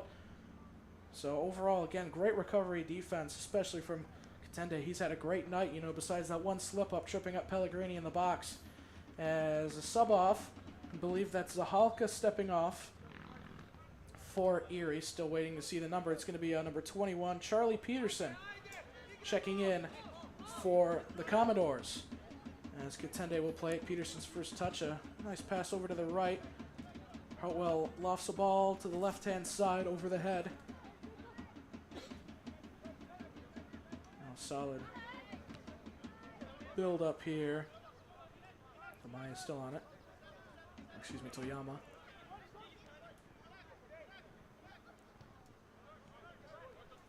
Here he is again. Really just taking their time here, but, I mean, Cleveland not putting any pressure on them at all. Yeah, Cleveland definitely dropping their midfield back a little bit. Just a bit more lenient on the press to conserve a little bit of energy. I think Vladimir San just wants to see how much juice is left in this first line of players. I'll tell you what, it might be time to start going to the bench here soon if you're Cleveland. Get some fresh energy on that pitch. And unfortunately, a foul against Erie, so that promising-looking possession quickly turned over to Cleveland. Still got another half an hour to go, plus stoppage time. I mean, it's going to be a battle of attrition now. Definitely a lot. Just so many factors to play into this game. Of course, Erie playing for, like I said, a chance to extend their season into the playoffs. And Cleveland just looking to finish it. Of course, they have they're going to be playing the undefeated Steel City in their last game of the year as Schmidt's dragged down and no call. Open space, no call. It was a pretty tough one to see from here if he got the ball, but Kolevsky giving almost a deranged stare at the head ref. He did. Did not quite like that one, but nonetheless. What that one? Looking at turn defense into offense in rapid fashion once again. Shota Toyama, lovely ball in between Groves and Hrisco shuttle. Again. An acrobatic strike, this time from Kaito Ueki in the center. Really getting his body up there to try and get a foot on it on a volley in midair. Man, that was dangerous. Again, another fantastic goal that would have been. I mean, we have had a treat calling this game. That was the ESPN highlight real time there if he could have nailed it. I mean, three Sports Center top 10-esque goals in one game. We couldn't be asking for much more. It's been a big night for that. Yes, Hrisco bringing it down. Our condolences to about the 100 people who lost a job today at ESPN. I don't know if anybody saw that story, but holy smokes. Yeah. Just another opportunity for John Luca. Hey, Here we go. I can only dream. Hit him up, fans. Oh, that ball squandered by Allen. Hrisco slots it past the keeper. 3-2. Wow. And a lethal blunder from the back line. And Erie, with that loss in possession, caught completely flat-footed, slid it through, and of all people, the left back, Benjamin Hrisco, slips it past Hunt, and Cleveland SC regain the pedestal on top, 3-2 to the good now. And we talked about it earlier about that final line coming up with just a little bit too much, maybe a goalkeeper playing a little bit too aggressive, and it just really stung Erie there. Kind of a foolish, silly mistake. Cleveland, again, capitalizing on an opportunity. That's been the story of the night. Just like that, 3-2. And really, John Luca, it happened out of nowhere as there wasn't much going on. And then all of a sudden, right there, prime position. Tremendous, tremendous job by Cleveland to be on top of that and make them pay, as Tim Misney would say. Yeah, but I mean, it's a critical blunder from the back. I'm not sure who had that touch, but I mean, just kind of kicking it against his own foot, if you will, and it slid perfectly to the opposition, slipped through. Hrisco was ready, willing, and able to make that run behind the defense. And unfortunately, Hunt's left out to dry. There's really not much he can do as that Cleveland back SC jockeying goal the man was off the ball. by the Cleveland Clinic. Proud Now sponsor Pereira of Cleveland SC through the Soccer. middle, playing it back to Hrisco. He turned into a match hero tonight. Things stand the way they are.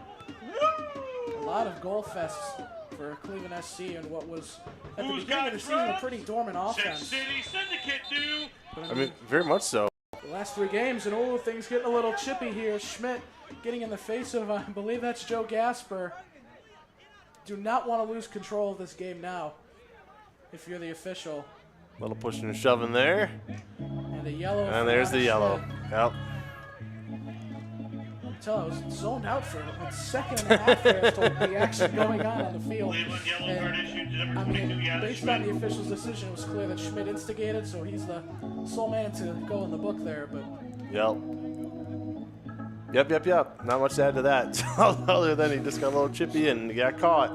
tough, man. 3-2 game. That's what you're going to have here with the playoff spot on the line. And no subs yet. I think we're finally, my man, going to get our first sub here. Yep, and that's going to be Joe Gasper stepping off after that bit of interaction, but it was Peterson did check in just a few minutes ago. But yeah, other than that, no fresh legs, so this will be another pair onto the pitch here for Erie. I believe that is Shannon Orlandon. He is checking on, and Gasper will take a seat. He will be up top. I believe he was one of the goal scorers on this team. Of course, before this game, Erie came into this game with 11 goals and a lot of variety in the bunch of players that scored goals. So it's hard to pick a guy to watch, but Carter Hancock did secure a brace in, I believe it was their most recent match in their 5-3 win against Carpathia. So almost half of their goals in the season scored in their last game. So a team that's red hot on the offensive end of things just added another element of balance, or things to balance for this Cleveland SC team. Agreed. Completely agreed. Hartwell's going to lay it off to the left, trying to cross it in. Goes off of Pereira, and it falls to Schmidt. Here comes the counterattack for Cleveland SC. The home team have numbers. Schmidt's going to slow down for just a second here. Orlandon tracking back with rapid speed. Unfortunately, Schmidt kind of squandering that possession there. Corpuz going the other way. Ooh, Toyama sends a man sliding. Toyama's still on the ball. He'll luff the ball over to the left. A lovely one-touch straight into the path of Ueki, but great move there from Alves to get off his line. Trying to chop it back out, but it's out of bounds. And he's insane, just quick 30 seconds of rapid-fire action between these two teams. It's like a tennis match, just back and forth. All right, 67th minute now. Still that one goal separating these two teams. And as you said, it is a tennis match back and forth, certain situations right now. Let's see what we could do with it on Cleveland's end. I mean, you almost feel like one more goal might be able to win this for them. And at the same time, only being up by one goal is not nearly enough. It's been that close tonight. He's another first sub for Cleveland SC this evening. Tom Beck will be stepping off for the home team. Put in a pretty solid shift up top. Just doing a great job to, create space for his teammates. Had a fairly good amount of solid chances in his own right. Nonetheless, his night is unfortunately over. As here's Toyama on the edge of the 18 again. That shot, though, is blocked. Ladies and gentlemen, Cleveland SC substitution for Tom Beck. Schmidt It trying is number to take the ball from 25. Orlandon. Oh, what a move by Orlandon. Hancock. Still on the ball and deflects out. A sub in for Cleveland SC. It's going to be Carter Hancock, the Mount Union player. See what kind of energy Hancock could bring. Erie Commodores corner. A very solid player. Great playmaker. Led the OAC in assists last year with 11 comfortably, as I believe second place was 8. Wow. So, yeah, very solid playmaker up front. I'd say, son, this is dangerous here. Oh, that one just going over the head of, I believe that's Hartwell in towards the center. Is that initial deflection almost right to his head, but a little bit over, just grazing the hair follicles, but it'll be out for a goal kick for Alves here. Both goals tonight for Erie FC coming off corner kicks there, so Cleveland would have dodged one. 5 total corner kicks on the night for Erie. Both teams dead even, 5 up on that. Alves will send this one back in. It's soaring, and oh yeah, way off target as flies in. Solid catch from one of the Commodores coaches there.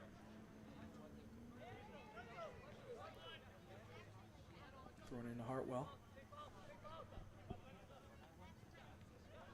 Things slowly starting to slow down just a little bit. Both of these teams, obviously, Also, ladies and Cleveland gentlemen, SC much more substitution for content Cleveland in the SC, position they're in, Adam but Calvitz. I think Erie's Number just looking 19, Adam to Calvitz tweak a few replaces number things, kind of 16, fix their game plan, Chris play through Sabeko. Toyama, who's been such an excellent piece in all operations of matter for this Erie Commodore side. Now moving on the left, shot deflected back out. Pedro Alves Alves. caught a little bit off guard, but a good reflex save from the Notre Dame college player. Lovely give it and go. Hancock going to run onto this one. Kitende blocking his path. Played through the center. Kalevsky. Back to Pereira. And Pereira's tripped up. Kitende coming in way too late with that one. Erie Commodores foul. Good job there by Cleveland Kalevsky to make his free presence known. And now the ball will stay with Cleveland, as you said. Cleveland can take their time here, up by a goal with about 20 minutes plus stoppage to go. See how they fend for themselves in these final minutes. Getting more towards crunch time than ever. As we said before, if Cleveland SC wins this game, they secure their third place finish. And Erie's hopes would be down the toilet. As Cleveland SC currently on 16, Erie Commodores on 12, but of course Erie have a game in hand. They're one game behind Cleveland SC. As Pereira will slip this one in. It's cleared out by Jack Allen. Great turn by Pereira, giving himself some space here. Trying to send it in. Headed over to the near side. And Risco's done in. Lovely control of the ball there. There's Orlandon using that space, dribbling almost the entire width of the pitch with the ball at his feet. Still on the ball. Lays it off for the overlapping Corpuz. Back to Orlandon. Getting some space in the middle. Shot off the backside of Dawson. Falls back to Corpuz. Erie. Shot saved by Alves. Again, it's hard to keep up with this action here. Those reflection saves, though. I mean, you called it a reaction save, and that's, again, exactly what it was. Just kind of throwing your hands up there when you see something coming. Yeah, as long as you keep it out of the net. Just got done checking the weather, and it's going to be clear the rest of this night. So, perfect. Again, fans. Cleveland SC looking to put this game to bed here. Kalevsky playing it out right. Hancock on it. Hancock winds up. Shot! Ooh. Just across the face of goal. It took a deflection. Like the idea. So we thought, nope. Like the idea a lot, though. Got to be aggressive right there. Why not? Yeah, Hancock definitely a guy that's no short of a very aggressive player offensively. Always opts to cut inside from the wing and works great most of the time, you know. And why not try your luck with that one? An excellently positioned goal it would have been, but nonetheless, so we'll be going into the water break here. Approaching the 73rd minute of action. Well timed. And about ladies and gentlemen, we have reached 15 the minutes or so official water for both break. of these teams to get things sorted out. You know, develop a final game plan to seal the deal tonight, Vince. Well, John Luca, I think this is a situation now where Cleveland needs to not let their foot off the gas. Keep their foot on the gas because, again, a situation here where one more goal for Cleveland realistically puts them in the playoffs, right? But at the same time, you know, this one goal lead is extremely dangerous because, again, Erie has shown you they could score very quickly. The problem right now for Cleveland is the legs. So I want to know, you know, are we going to empty the bench right now? And I think they should, coming up in about these next 8 minutes, you know, before you reach the 80th, have as many fresh legs out there as possible to eliminate some of those runs Erie is going to try to make, because that's all they've been able to do. You have just not seen almost anything with Erie. You haven't seen a lot of crosses. You haven't seen a lot of set plays. You haven't really seen just them setting up an offense. It's been bang, bang when they've done it. Yeah, absolutely. I got to agree with you. I mean, you got to neutralize Shota Toyama because he has been the quintessential aspect of this team. Yes. All And game. if I could just cut you off real quick, he has been fun to watch. Absolutely, man. I mean, Yeah. he glides. He doesn't even run. He just glides with the ball at his feet. It makes it look easy. You know, I'd fall flat on my face if I tried to move with that level of confidence, with or without the ball. Well, listen, that would make two of us, so that's okay. But he's just been so exciting to watch. I mean, if he can connect properly, especially Orlandon, he's been in for a minimal amount of time, but he's made some very good runs towards goal over on the right-hand side. And connecting with Ueki and whoever else decides to join that attack in the closing stages. Quite a few. As Pereira's tripped up. He's had a rough night. He's been knocked around like a ping pong ball a few times. Yeah, Peterson bringing him down. I think just foul more out of frustration with that one. Again, Cleveland looking a little bit lethargic out there right now. Free kick. As I see numerous, I almost said yellow, numerous orange shirts starting to stretch out over there. Vlad is definitely ready to empty out the bench. If, and this is a giant if, but if this game is tied again late, again, it wouldn't shock me if they run Edmir Saljevic out there for 4 or 5 minutes for maybe spark something quick. But for now, I do not anticipate him checking in this game. Yeah, it doesn't looks a little grim on that situation, but nonetheless, Cleveland SC have been doing a great job. Keegan Dawson coming in pretty last second, wasn't supposed to be in the starting 11 and might have picked up a knock or something in pregame or what have you, but last second, Dawson was called to action. He's done very well. Well, anything he really has, and anything with your back, it's so easy to tweak it. I hurt my back 20 plus years ago, and I still feel it every day. There's certain things that just never leave you when it comes to nerve endings. So I completely get it. And I'm telling you now, fans, it doesn't matter what kind of shape you're in. You can be in the best darn shape of your life. If you hurt your back, there's very little you can do about it. Long ball sent over to Hancock on the right. Lays it off. Good passing, but broke up well, and they're going to have a shot from distance. Ambitious effort from Pereira, but forced a solid save out of Adam Hunt there. Yeah, I think we definitely count that as a shot on frame. Now the 7th on the night. They've done.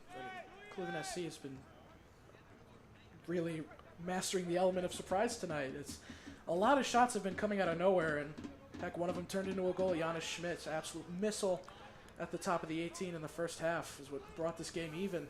As now the Commodores on the attack on the left. Laying it back off. Ueki trips himself up. Still in the area. Sending it back out. So you can't get that cross. Good job out of Cleveland. Again, Erie just cannot seem to pull off a cross tonight, man. They've tried a few times. A bit of an ill-advised pass there, trying to a very tight window between, I believe it was Hancock and Giannis Schmidt. I'm not sure. Well, it was, they had something set up there, and that was silly. Yeah, it's sometimes, those great build-ups, the more great passes you make, the higher the pressure gets. Yeah. Sometimes it brings out some passes that are heavily influenced by that pressure, and Erie just have to kind of calm down a little bit, get themselves situated, and try to find a third goal. As building up from the back here. Very well said. Hartwell wide left now. It's been this great passing from the Commodores. Just need that last move towards goal, and what better to lay it off in the hands of Toyama. Now it's back to... Good job there. I believe that was Corpuz, but it was dispossessed. Ball chopped over the top. Kolevsky going to chase this one down. Katende quickly in pursuit. Kolevsky sending it over. Hancock trying to bring it down. Headed out and away by Jack Allen. And he couldn't get there. It's going to be out for a corner here for Cleveland SC. What better way to seal the game than off a set piece? The potential here is great for Cleveland to really cap off a good attacking display tonight. As two subs, one from each side, looking to enter the game in a moment here. I believe that's Connor Hartwell stepping off. End of the captain's band to somebody else as his night's finished. Pretty solid showing from him. And it's going to be Pellegrini taking a seat. And I believe that's Penton stepping on, so that's a pair of fresh legs that front line needed. Very much so. As for, I believe that's number 14, Ethan Zarka, checking in for the Commodores. So here's Cleveland SC with a chance to seal their playoff hopes on that one, just floating over the head of Risco. Hang that off, looking for that quick counterattack. Excellently cut off, though, by Dawson and Carter Hancock. I think Penn cut off the one off his jersey because I thought he was 13, but he is 3 on this evening, I guess. Oh, yeah, I guess so. As Penton trying to enter, and that run not timed too well as it's called offsides. A little too antsy, but you do like to see the aggression on the forward runs, especially from a guy like him. He can finish at some very, what for most players would be an undesirable angle. We saw it in the game against Case especially. It was the goal to win the game against Carpathia FC, and coming in on the right-hand side, hitting it front post into the top netting. So there's really not an angle that this guy can't finish a shot from. That added an element of danger to this Cleveland SC front line as that ball is flicked on Alves will bring it down with his feet and go down to make the save. Bush just trying to shave off some of those precious seconds. As we're really in crunch time now. 80th minute of action here at George Finnie Stadium. Cleveland SC just have to hold on for 10 more minutes, and they are guaranteed a Midwest region playoff spot. That one somehow finding its way to Jonas Schmidt. Laying it off on the right. Oh, crunch time coming up here. Now Dawson in the center. Cleveland SC substitution. Number 3, Logan Penton replaces number 21, Julian Pellegrini. Rhodes' pass. Can't find a man as it rolls back to Hunt. Quickly rolls it back out to his left. Now Jack Allen. Optimizing that space as he plays it into the center for the newly subbed on Ethan Zarka. It's played back with Allen. Lovely ball over the top. Peterson trying to run it down. The Cleveland SC get possession back, and yeah, Golovsky knew he was a good bit offsides there. Couldn't make that run. The Commodores get possession back now from the back. Really need to turn on the burners, have a great sense of urgency at that front line because time is of the essence here to keep their playoff hopes alive for the season. Good job there by Cleveland a second ago with that turnover. Just couldn't do anything with it. Chanchar just muscling off Ueki. Excellent work again from the John Carroll graduate. And won the NPSL Team of the Month for the month of May. As we're just finishing up now the month of June. And after this one, just one more game for Cleveland SC on the season. They'll take on the undefeated Steel City on Friday the 7th here at Finnie Stadium. We'll see how that one turns out, but it won't matter if they end up winning this match. So, like I said, huge stakes to play for. Guys can take a little bit of a breather. Obviously, you don't want to completely lay off and get humiliated in your last home game, but you definitely want a reason for the guys to just step back a little bit, especially on the mental side of things, because with that position secured, it takes a lot off the shoulders for them. Yeah, this is different too. They're switching for Erie. They're switching out their goalkeeper late in the game. Yeah, Hunt will step off, and it'll be Tyler Card Interesting. entering the game. I'll see how that turns out. They might bring him up as an attacker at some point. Yeah, maybe. I mean, I'm going to assume, obviously don't have any information on his play style, but the only reason you'd make a substitute in the back is either because of injury, which looks like Card is doing okay at the moment. Looks like he's okay, yeah. So either that or, he just has a big boot. If you get a foul on deep in your defensive third, you need somebody that's going to be able to send that thing flying. Mm-hmm. And that Tyler Card may be the man if that yeah, I mean, there's situation's obviously some sort of strategy behind this, and I think we'll see, right? I mean, more than likely we'll see why pretty quick. Dawson in the center. Toyama, great display of strength. Muscled off. Oh, and Cleveland SC displaying that aggression to win that ball back. Some great physical play from the home side. Laid off. Touch a bit heavy for Hancock, but still on it, being swarmed by Commodores. Still on it, but finally officially thwarted out by Contende. But the clearance was poor. Goes straight to Garisco, and Erie might need to start pressing up a little bit more. I mean, Cleveland SC got nothing to play for on the offensive end of things. They're going to do it anyway. Garisco laying it off for Penton. Trying to cut inside. Well-timed challenge from Orlandon as Pereira trying to cut inside. It's broken up by Toyama. Now Zarka laying it off on the right. Orlandon going from place to place here. A work ethic on him as he sends it a beautiful cross at the far post. What a save by Pedro Alves! Wow. Potentially saving their playoff spot with an incredible stop at the front post. Wow. You can't discredit Orlandon. A perfect ball played over, perfectly weighted, perfectly placed onto the head of Kaito Ueki. You didn't know? I mean, that's excellent offense, just Erie Commodores corner. better save. That was a hold your breath moment. Yeah. I mean, a major hold your breath moment. Holy smokes. Lost for words myself. I mean, that's Right place, right time. Threw his hand up at the exact right time. and that's what I said earlier in the game. You can trust Alves for those acrobatic saves, and comes in when you need him most, and let's hope they can defend this corner as it comes in. It's So you need to stay focused there, and they did. biked out for the time being, but still in a position of menace with Orlandon throwing it in quickly. 5 minutes left of regulation. In every match, you get a couple things that will happen that really decide the outcome, right? And you look back at it, that's going to be one of those things we look back and say, hey, that might have been the game saver at this point. Free kick. Because I'll just say it, 9 times out of 10, that's probably going to be a goal.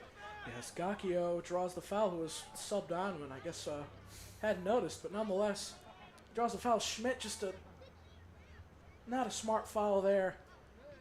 Didn't really need that level of aggression in that situation. Unfortunately, it might be costly as Erie has been so deadly on set pieces tonight. Both of their goals coming off of corners, and I like the thinking as Zarka tried to lay it off, but weighted that pass poorly as it'll roll out of bounds for a goal kick. A chance completely squandered from Erie there. Major chance squandered. Just, I don't know what he was thinking. I mean, I get the thought.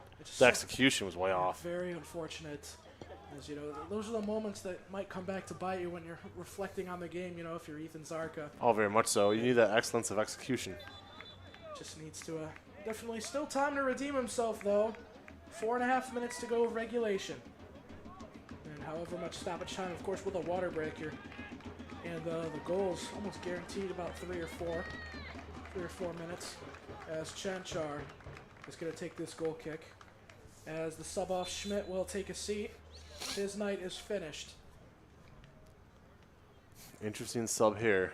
I want to say that is Chris Brennan stepping in, so he'll be more of the number 10, the attacking midfielder, as this game closes out. Trying to flick a ball over the top. Chanchar clears the way. Cleveland SC substitution for number Not able 22, to bring Yannick it down. Schmidt. Number 17, Chris Brennan.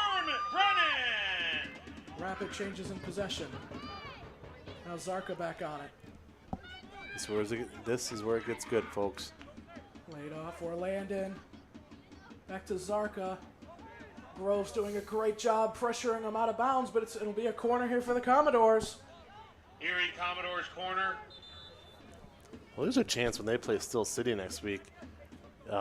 Still City's going for an undefeated season and trying to stay ahead of Michigan. So they're going to have something to play for.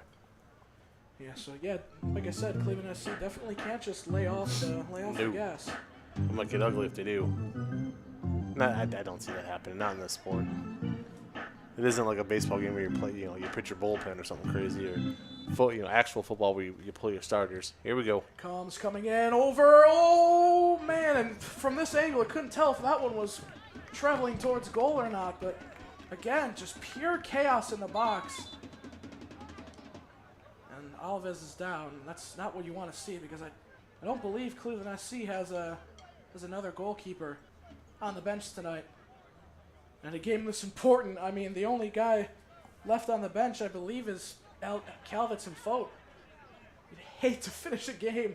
Right, and you do wonder, With a because field player. he did this last week, though, against FC. It might be a little bit of gamesmanship here. Yeah, I was going to say Alves has definitely been a prime suspect. Few times this year he's in the old, referee's been knocked down for a minute or two, can't count the pin type thing. Yeah, but nonetheless, he's up. Fortunately, might have just needed a second. Probably had an awkward landing as I definitely saw a few bodies fly off that corner kick. It's out for another throw for the Commodores. Running quickly by Zarka.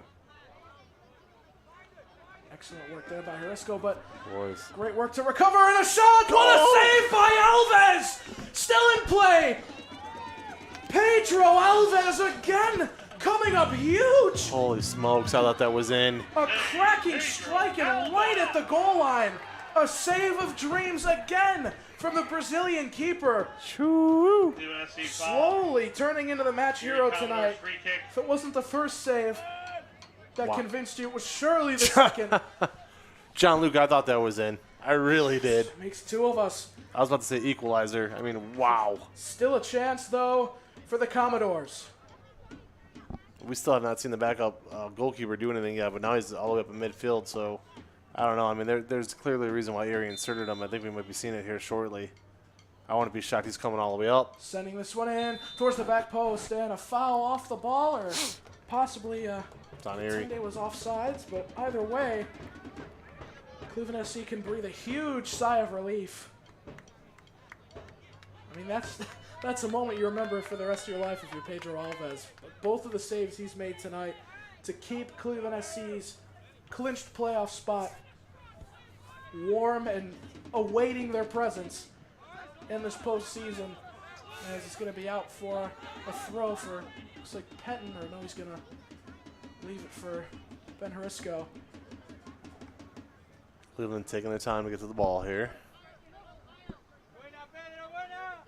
And now's where you might see that big boot we were talking about if it gets back to the goal keep.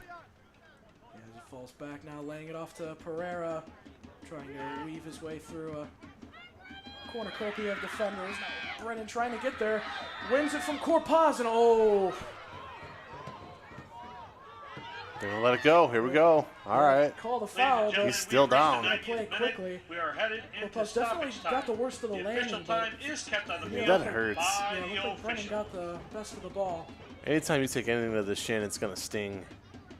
Yeah, it might have gone through Corpaz, may have been it, so maybe caught him before the ball, but nonetheless, Cleveland SC. Well, second half has seen 2 goals and a water break. That leads me to believe we're looking at about 3 minutes tops of stoppage time here. So Cleveland right now, like we said, a little bit of gamesmanship here. Let's see how they can play it out.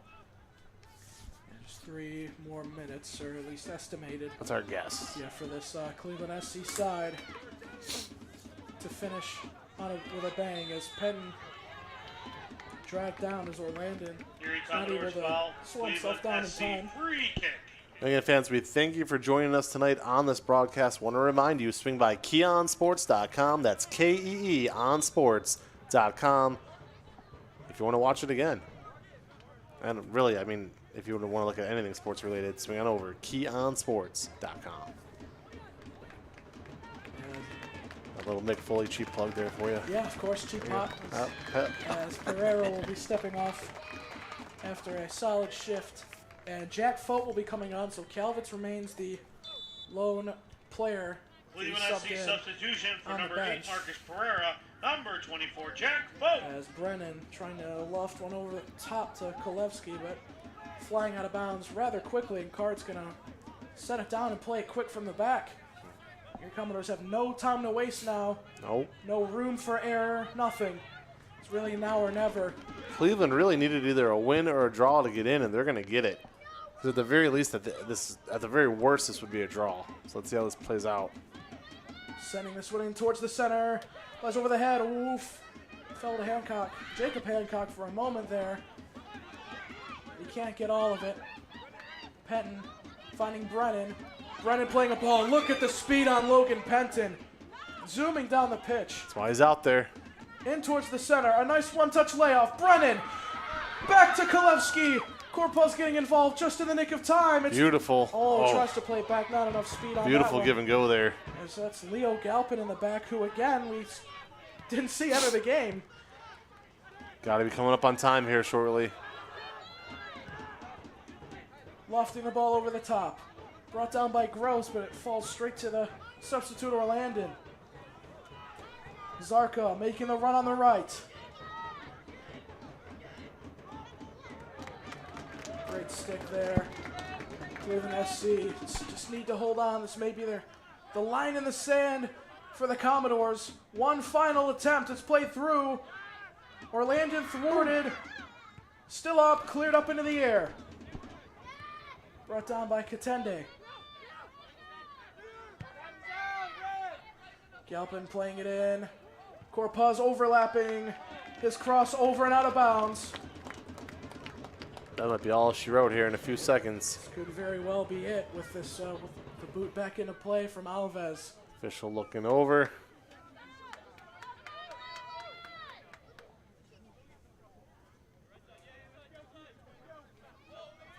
As Alves did, going to take his time, lays it off for Chanchar.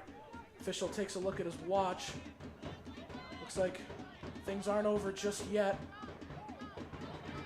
Fote crashing and burning, playing it on the ground. Ball sent up the field. And the Commodores, Card booting this one all the way back up to the front line. Headed down by Groves. Touch poor, cleared out and away again. Ball played over the top. Kolevsky gonna chase this one down. Kolevsky colliding with Card. Really brutal landing there, but nothing ill intended. I mean, Card was just there. Headed on. And Alves jumping to make the stop. And That's it. it. Cleveland SC's ticket to the Midwest playoffs has been signed, sealed, and delivered.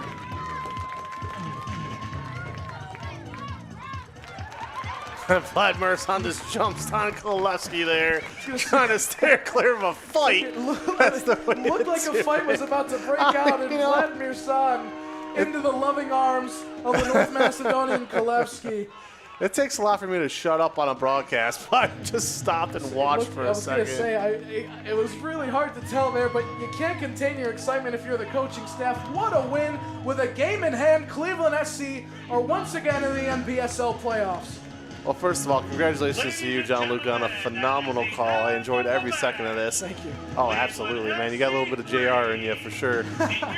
Here's the thing, though, folks. Really, there's a lot of reasons here why Cleveland won, and a lot of things went their way. But I don't think I'm speaking out of turn when I say there were 2 saves there in the final 10 minutes of this match that, I kid you not, 9 times out of 10 are probably going to be a goal. 2 different times in that last 10 minutes, Pedro Alves put this team on his back and carried him home, because it was just, we talk about reaction saves, we talk about, saves off of set pieces and this, that, and the other. These were just, in the heat of the moment, 2 phenomenal plays by Erie to set themselves up for what should have been sure goals, and he kept them alive. So just a tremendous, tremendous job. 1 game to go. As I look over here on the standings, that is win number 6. So Cleveland moves to 6, 4-1 on the season. Not the best of records, not a record we've seen them have over the years.